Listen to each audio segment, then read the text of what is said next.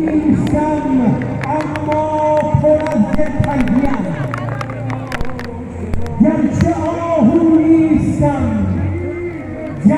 آهو نیستم اما پر از دلتنگیم، ضامن چشمان آهوها.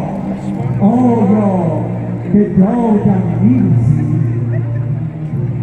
از کبوترها که میپرسم نشانم میدهند، از کبوترها که میپرسم نشانم میدهند، گنبد و گلدسته هایت را به دادم میرسی. از کبوترها که میپرسم به دادم میرسی.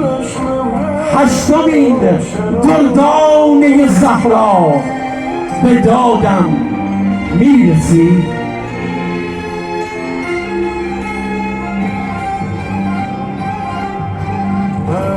کرامت ساهنجرا گرفتم، حاجتم روا شد.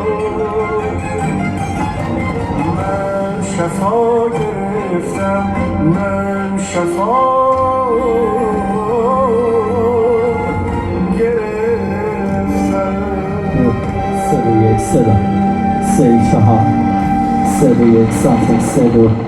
3 ساعت 20:35 است. همچنان در پیاده‌روی فرهنگی و از محل برگزاری جشن ولادت با سعادت آقای امام رضا علیه السلام صدای بنده رو میشنوید که به همت سازمان فرهنگ ورزشی شهرداری رشت و کانون جوانان رضوی استان گیلان طبق سالهای گذشته قراره که جشن بزرگ ولادت آقای امام رضا برگزار بشه. همونطور که خدمت عرض کردم امشب آسمان پیاده‌روی فرهنگی نورافشانی خواهد شد و همچنین ده‌ها سفر به مشهد مقدس قرعه کشی میشه.